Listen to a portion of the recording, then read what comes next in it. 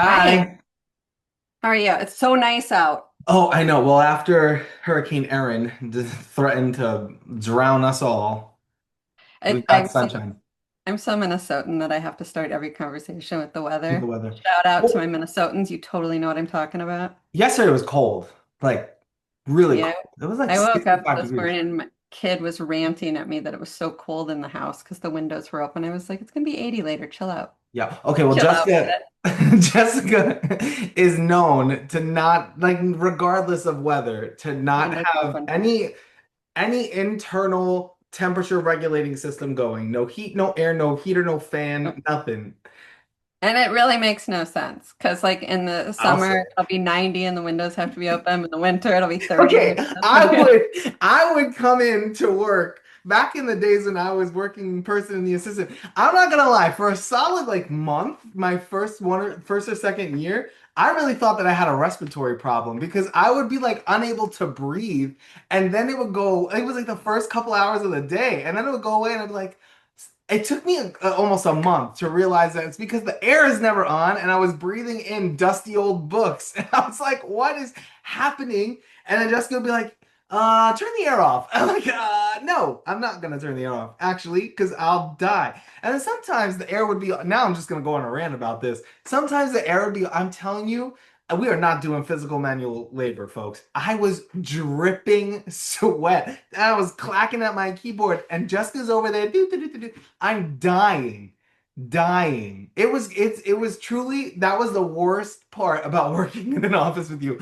95% of the time, we had a good time. We enjoyed it. But when it was like June, end of May, June, I hated it. I like the air. I like to hear what has happening out in the world. No, no, no. You know what? Play the bird sounds, get the noise machine. It's put the air on. The middle of June, sweating. Okay, okay. So, you're gonna pick on me. I'm gonna pick on you. Sorry. You know what? We got a I didn't even question. intend to do that. It's just when the topic comes up, I feel so impassioned by it. It's really been years, and you still go after me in the same way Years. every I time. it will always, I will never stop. So So, we got a comment. Let's put you on the spot a little that's bit. fine. Now that We my had a blood pressure is up. question.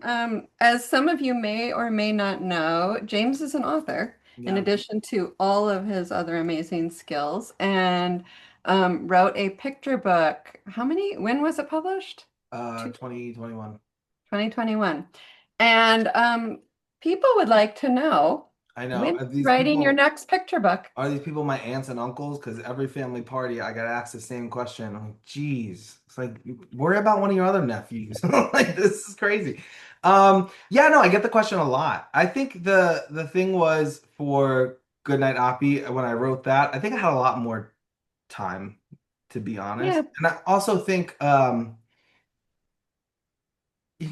for bookish people, it's always kind of a huge goal, right? Like to write a book. But then I think in the time since then, really from t end of 2021, well, 2022 was when I was promoted full-time agent out of the assistantship. And I think I kind of threw myself at the agenting side of things more than the writing, and it just fell off. Which is not to say that I would never like to get back to it, but right. I think writing can sometimes amount to a full-time job. Um, Mhm. and this is my full-time job, and I enjoy this more. And there's a lot of times where I finish work and I don't want to then write a book, really, just to be honest. Well, and let's be honest, the realities of becoming a full-time agent, let's talk a little bit about that because Yeah, you're no longer on salary.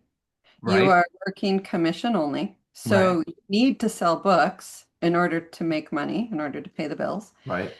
Um, and it is not a full-time job. It is a full-time and a half job because I've been doing this for 25 plus years, and my weekends, every weekend, I am still in my query manager. Yeah, that's a great point. I spent well, not my entire weekend, but both mornings last Saturday and Sunday, I was editing. Yeah. And again, I'm not new to this business, so for people building a list, that is a lot more Hmm. work. Yeah, but also, in the time since Goodnight Oppie came out to like the past couple of years, my list has also been shifting, Hmm. which requires even more time. Like reading novels for submissions is a lot of work.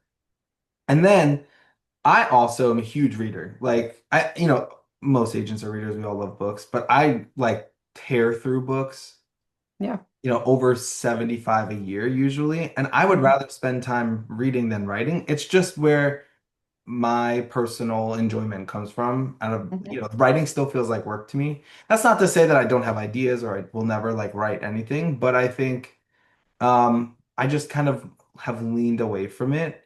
Yeah. Had the experience. I hated promoting a book. I'm gonna be honest, did not enjoy it. And as much as I love having something that I created be illustrated and published, um, it's kind of like weighing the pros and cons. Like right now, I don't have energy to devote to potentially marketing a book. I think this is such a great conversation because I don't think this is a conversation that's had in the publishing community that in this way. I have talked a lot over the years about there's a difference between being a writer and writing a book and being a published author, and the marketing and things like that come into it.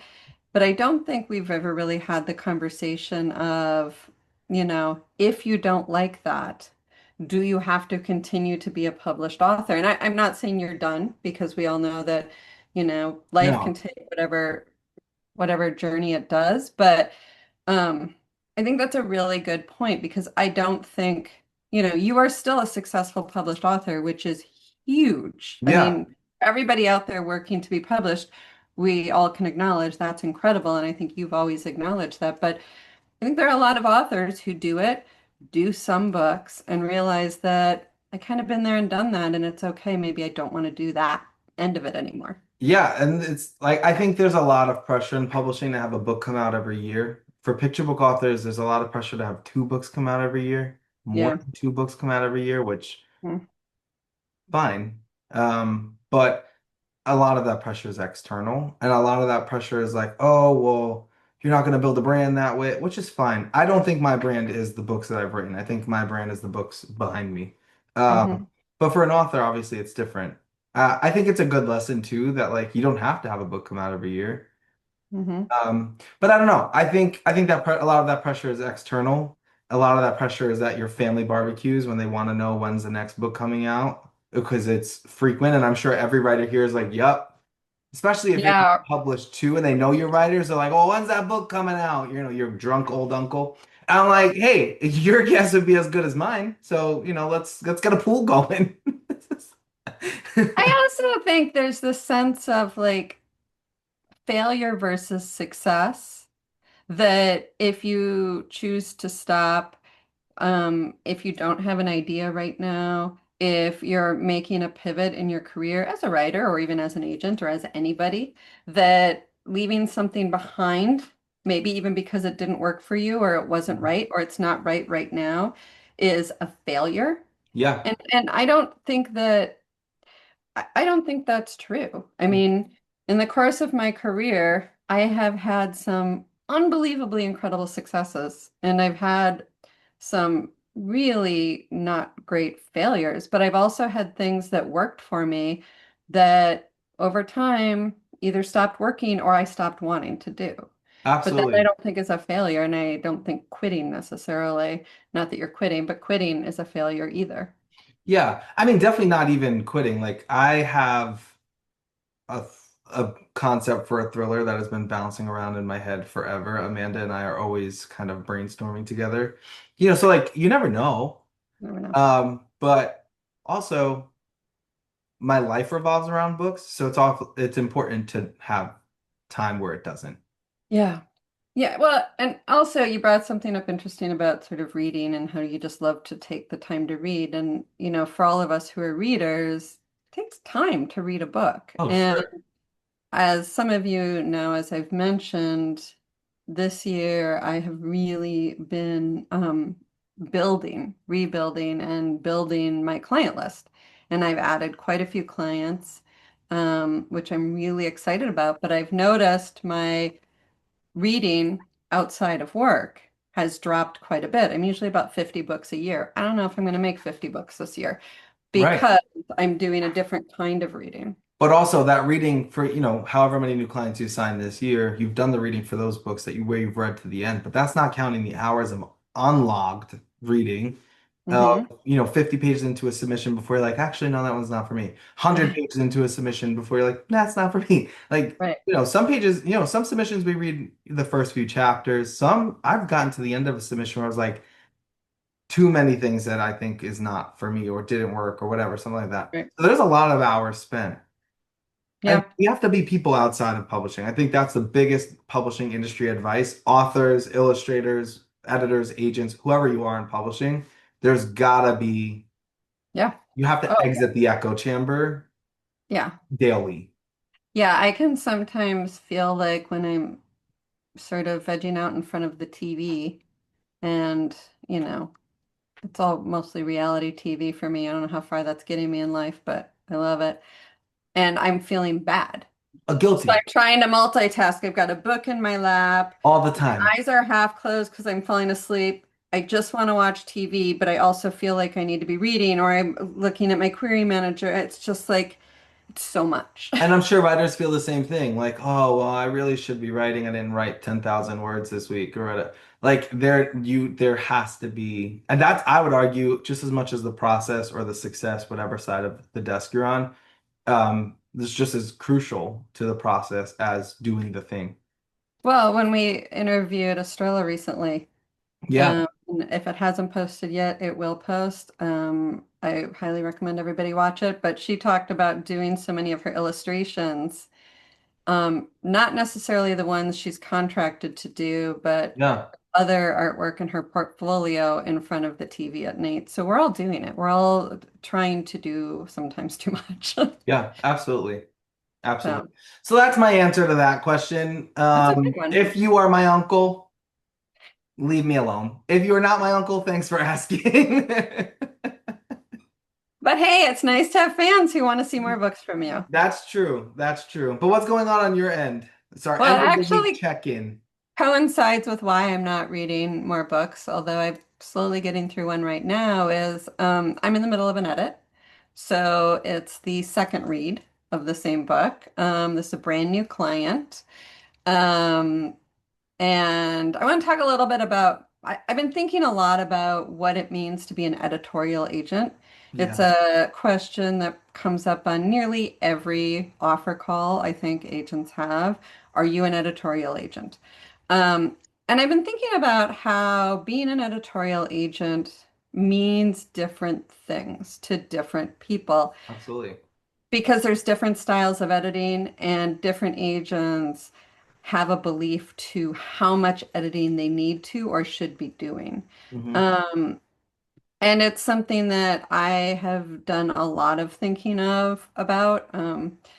I'm doing a, a full read through on the second manuscript, but to sort of talk about how it went, when I offered representation and the author and I had the call, I talked a bit about the overall changes I thought needed to be made, things that might have been missing in the book. Um, as James will laugh at, it's always the ending. It's Always the always. ending. Um, so some things I needed her to look at in the ending. And once she accepted representation, yay!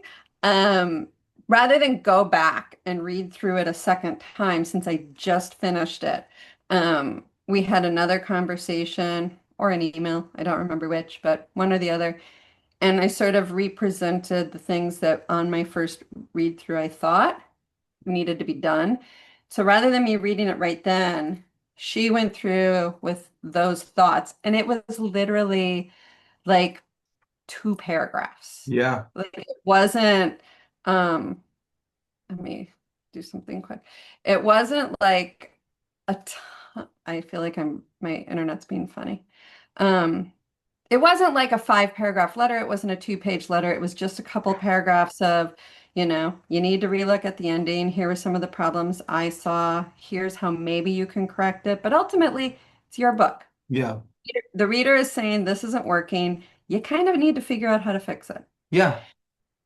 So she spent a few weeks on that. let's see, I was going on vacation. Um, so it was probably a good 3 weeks that she spent editing that and sent it back to me.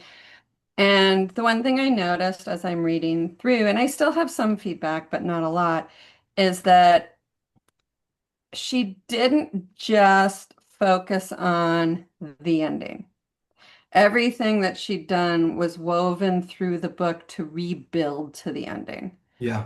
And it's been so exciting for me to read through because I, first of all, don't notice Right. some of the, but I can feel that like it's smoother and I can feel these story things that I don't remember being in the first one that are really coming through and are really fun to read. And I think I think that's how I don't that's kind of a blanket statement, so I like hesitant to say it, but I think that's how revisions always should be approached, is that Yeah, it's not just like there's this one little thing that you have to look at. It's this is a piece of feedback about this certain section. How can you look at your book holistically and approach it throughout the entire thing? The ending is significant. So when you change the ending, that's going to ripple throughout. But if you right. hear like the pacing's kind of off in the beginning and you go back in and you're reviewing the pacing in the beginning, I think you should continue reading and kind of clock the pacing throughout the rest of the book. If this Absolutely. characterization or this character doing this weird thing to an editor in chapter 15, you should look and make sure that whatever you change that to kind of is in line with the character's actions and personality throughout the book. So I think it's really Yep. important. I think, we talked a lot in the past about how the first 50 pages or 10 pages or whatever of a submission is always the most polished. And that always kind of drove me a little crazy because we focused in on portions of the book when it's really important that we're telling a clean story throughout the entirety of its pages. So when Yeah. you get editorial feedback, that's why we always say take a week, take 2 weeks, whatever, let it Time. digest and see how that's going to work. Because you can jump in and change. Jessica says, okay, the ending needs to be changed. You can jump in and make those changes to the ending. But if you're doing it kind of rashly, then you're not considering, oh, well, there's a thing that this character said to my main character in chapter 2 that actually tied back. Like all of that needs to be considered and addressed, which Yeah. does not make me envy an author at all. It's not fun, but Oh, that's what storytelling is. And you mess up a detail in the beginning, that comes back to the end. It's important that we're catching and telling the most like polished story that we can. yeah. No, and this author has done amazing. I already sent an email, just said, I'm reading it. I'm in the middle of it Yeah. now. So far, it's going great. I haven't gotten to the ending yet, everybody. I'm sure it's great, but that doesn't mean it's not going to need some work. Um, but I also recently had an exchange with an author who was really unhappy with me and felt they needed an editorial agent and didn't feel I was that one for them. Um, which is fair because I think my style of what an editorial agent is doesn't match others. And I talk to everybody here at BookEnds a lot about this. I really am not there to teach a writer how to write. Number one, I'm not a writer. I don't think I'm a particularly good writer when I do. Certainly, working in this business and seeing really amazing writers does not make me feel like I'm a good writer. So my job isn't to teach a writer how to write. My job isn't to actually spell out to a writer exactly how to make a book work or the book they should write from spot to spot. I can't do that. I can give you an idea. I would argue that's not a good editor. Yeah, because you're taking away the agency of the author, right? Right? By telling them exactly how the book needs to be written, aren't you taking away the author's agency? That, but I also think that that's just not for me. And again, everybody approaches this differently, right? Yeah. Everybody Oh, has yeah. different philosophies about it, but I don't think that it's an editor's job, an agent's job to say like really anybody's job, your critique partners, whatever, to say this is the thing that needs to happen, but rather to point out the problems, to point out Yeah. the places where things are falling short.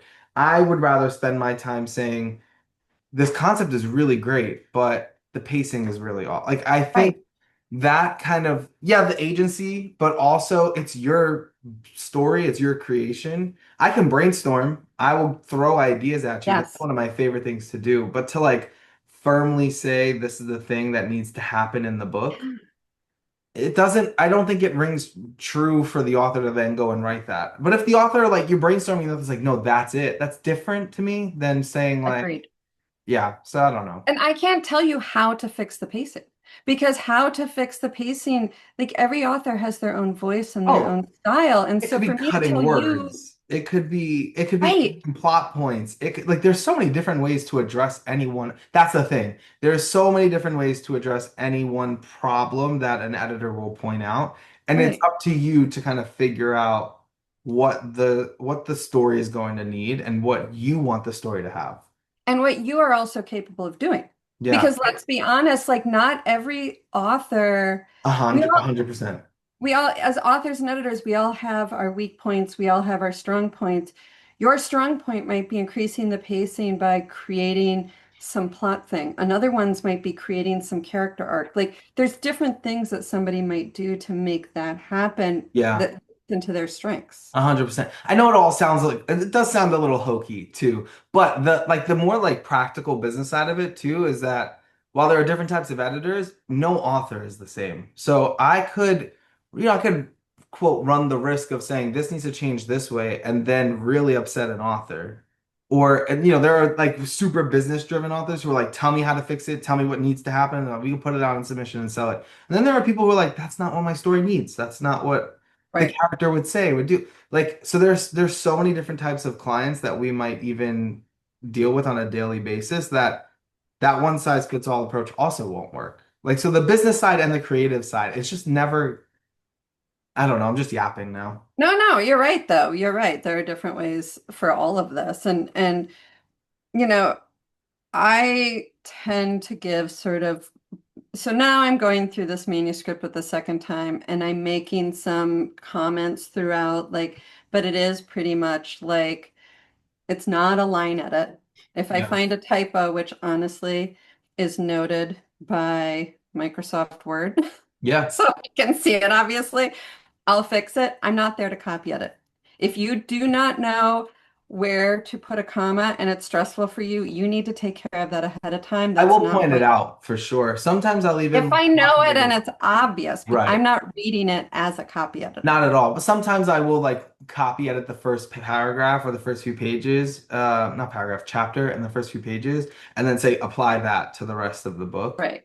But yeah, Right. like also those little mistakes and those little, spending time on the micro distracts us from the macro. Yeah. And I don't think that's where our services should lie. No, and I'm only going to read a book twice, really. Oh, I say it all the time because then I got this from Jem Chambers Black at ABLA. And Yeah. he says all the time, I only have a few reads before I lose my edge. And I love that phrasing, before I lose my True. edge. And it's true. Yeah, I'm not serving you if I've read this book 10 times. No. And if it needs to be read 10 times, if it needs that much work, we're not offering representation.